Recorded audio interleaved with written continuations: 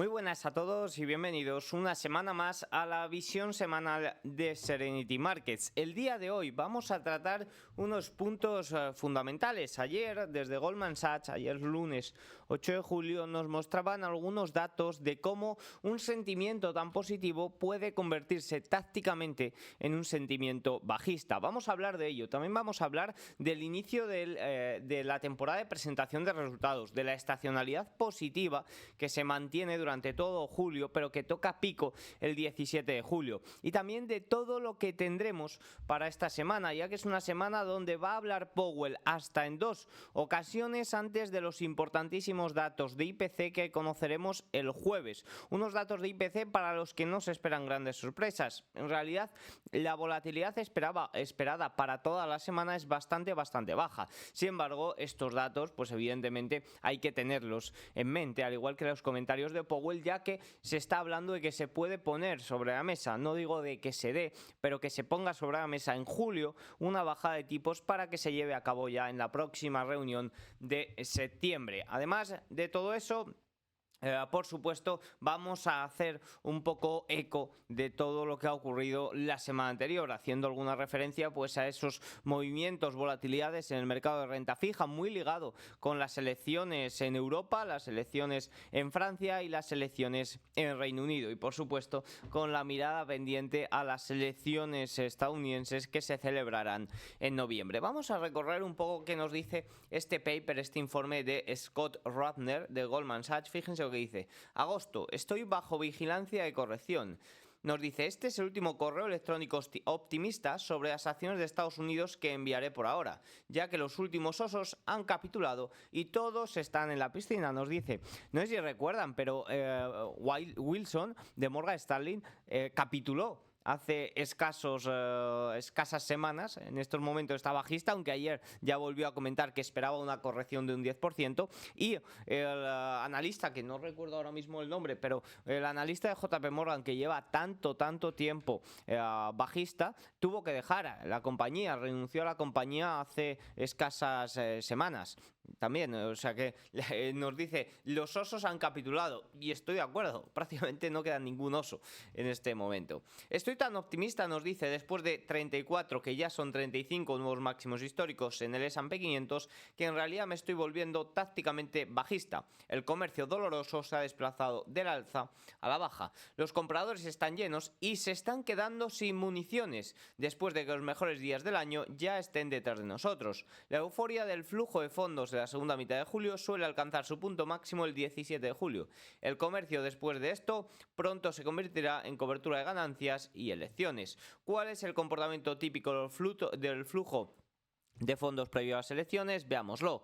Las acciones de Estados Unidos, algunos comentarios de flujos y globales, suelen experimentar salidas de fondos antes de las elecciones para luego volver a tratar de tener entradas nuevamente. Observen cómo el año 2024 es un poco distinto. El año 2024 no se están dando salidas de flujos el año previo a las elecciones, sino que incluso se están dando entradas. La primera mitad de 2024 vio la segunda mayor entrada de fondos en acciones registrada. Lo mismo con los fondos de acciones, generalmente se dan bajadas mientras que este año se dan subidas antes de las elecciones. Posteriormente, tras las elecciones, es cuando se dan subidas, ligeras salidas en los fondos de Estados Unidos y globales previo a elecciones, en acciones ligeras entradas, quizás un poco conociendo esa estacionalidad favorable tras elecciones. Los mercados monetarios suelen ver entradas de fondos antes de las elecciones y salidas después de noviembre. Esto tiene todo el sentido, y más teniendo en cuenta esa corrección preelectoral. Hasta las elecciones me resguardo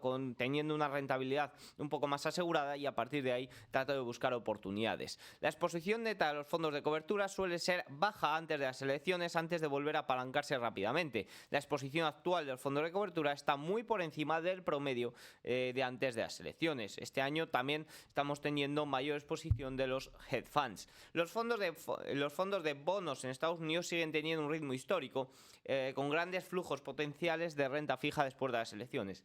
Aquí no hay grandes cambios, se va muy similar. Observen esto, la primera mitad de 2024, los ETF de renta variable y fondos mutuos vieron la segunda mayor entrada de fondos registrados, con 231.000 millones en la primera mitad del año. Los fondos pasivos tuvieron entradas de más 436.000, mientras que los fondos activos experimentaron salidas por valor de 205.000. ¿Hacia dónde va el dinero? Hacia los indexados, hacia índices, hacia fondos, hacia ETFs que ponderan con una mayor ponderación a las grandes tecnológicas. Evidentemente, ¿esto qué hace? Pues esto hace que la bola o que la pescadilla que se muerde la cola de las grandes tecnológicas siga, ¿no? Si entra mucho dinero en los indexados, mucho dinero va a estas grandes tecnológicas. De hecho, de $100 que entran, 28 van exclusivamente a 5 compañías. $50 van solo a aproximadamente 10 compañías. Esto significa entradas pasivas en las empresas de mayor capitalización y un impulso a largo plazo. Sin embargo, eso cambia en agosto. Agosto es el mes donde más salidas se dan. Fíjense, agosto es el peor mes para los flujos de acciones. No se predicen entradas de capital en agosto, ya que el capital ya ha sido desplegado en el tercer trimestre. ¿Por qué las 2 primeras semanas de julio son tan positivas?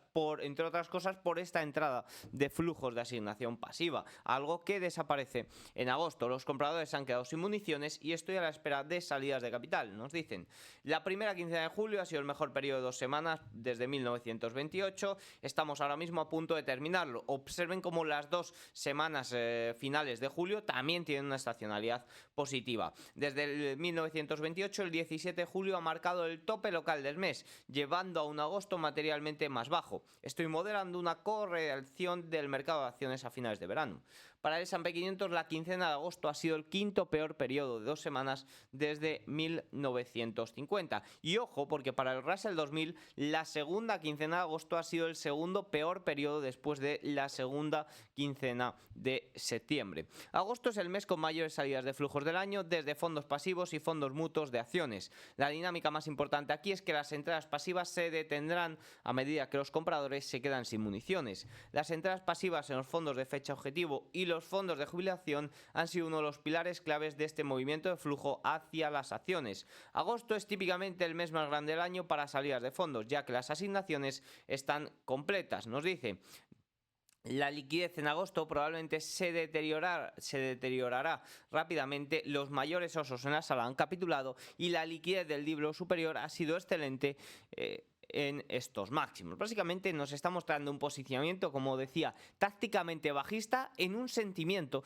extraordinariamente alcista. Además de eso, esta semana comienzan las ganancias. ¿Y qué ocurre? Pues que el listón para el segundo trimestre ahora mismo está muy alto. Observen esta imagen. Llevamos desde prácticamente el año 2022, el primer trimestre de 2022, estimando un crecimiento interanual muy bajo, incluso decreciente en 2023, y esto hacía que superar esas expectativas fuera relativamente sencillo. ¿Qué ocurre? Que ahora mismo, ya para este segundo trimestre de 2024, se espera un crecimiento interanual del 9%. Bueno, miento, porque ha sido corregido a la baja por los analistas hasta el 8,8%, pero es un dato muy elevado, más elevado de lo que estaba anteriormente. Y para esto, cuando las estimaciones son muy elevadas, el posicionamiento también es muy elevado, y lo que se espera, por ejemplo, el crecimiento interanual para los 6 magníficos es de un 30%, con un posicionamiento tan elevado hay mayores riesgos de liquidaciones que de sorpresas al alza. De hecho, cuando una compañía tiene cierto grado de sobrevaloración y hay un resultado, una sorpresa positiva, la reacción es muy similar a cuando tiene menos grado de valoración. En cambio, en caso de que haya algo que no guste, la liquidación es casi el doble que cuando no está tan sobrevalorada. Esto hay que tenerlo en cuenta porque posicionamiento, sentimiento y valoración tienen una importancia capital a la hora de reaccionar a un mismo dato.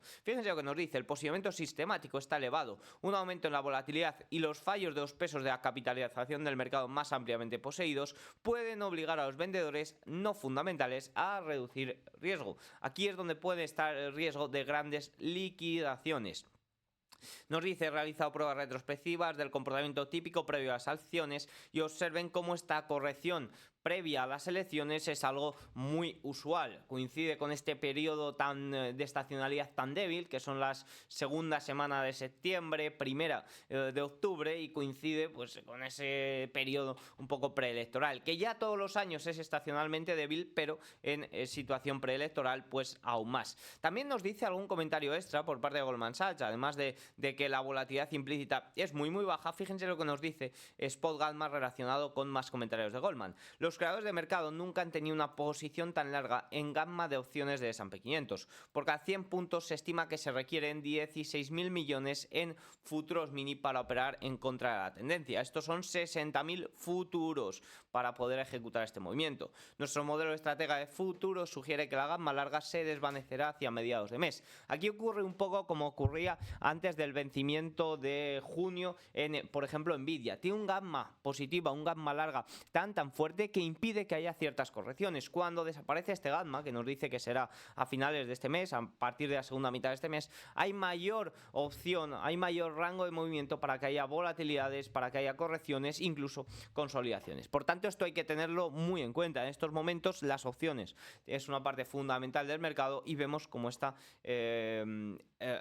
impidiendo esos movimientos un poquito más libres. Por tanto, todo esto es algo que hay que tener en cuenta en cuanto a los flujos. Como he dicho, ¿qué tenemos para esta semana? Tenemos tanto hoy martes como mañana miércoles comentarios por parte de Powell. También tenemos mañana miércoles subasta de bonos del Tesoro a 10 años en Estados Unidos y el dato fuerte que es el jueves con ese dato de IPC. Tendrán aquí en Serenity Markets todos los detalles. Si os interesa comerciar con acciones, os dejo abajo en la descripción el enlace de Freedom 24 broker colaborador, y si os interesa pues se agradece mucho que lo echéis un vistazo. Así que nada, que vaya bien la jornada, la sesión, la semana. Chao.